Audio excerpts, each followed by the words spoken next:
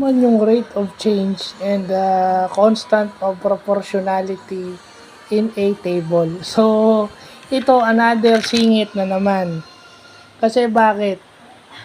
Kailangan marunong tayong mag-analyze ng information kahit gaanong kakonti yung information na ibinibigay sa atin. Kagaya nito, ano bang information ng maibibigay natin dito?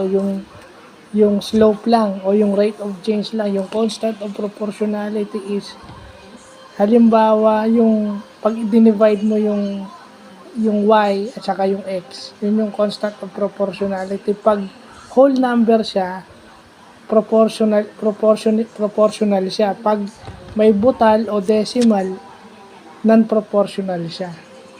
Tapos pag yung x naman yung whole number yung increase, linear. Pag hindi, non-linear. So, kung titingnan mo yung analogy, di ba sa computers loves to, isa sa mga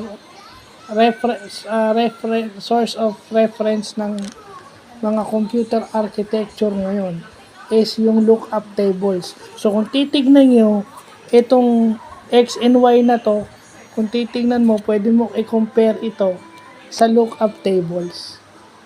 No? Ito is parang lookup tables, pero ang pinapahanap lang sa'yo dito is yung rate of change and yung constant of proportionality. Pag sa computers naman, yung memory address. Di ba yung memory address?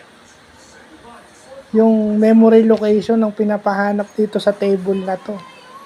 Di ba ganun naman sa computer architecture? Pinapahanap yung exact memory location o exact memory address na nakalagay doon sa isang lookup tables. 'Di ba yung mga kulay na ginagamit natin? Ano 'yan? Naka-lookup tables 'yan. Naka-lookup tables 'yan na mayroong specific hexadecimal values.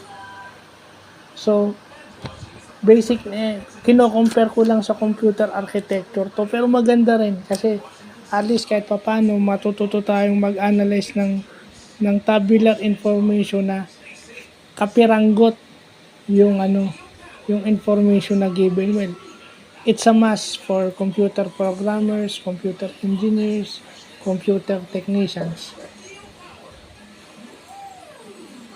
Kasi minsan yung tabular information doon titingnan mo yung decrease at saka yung increase, and then kung gaano kalaki yung ano niya, kung gaano kalaki yung increase niya, kung proportion ba siya o hindi.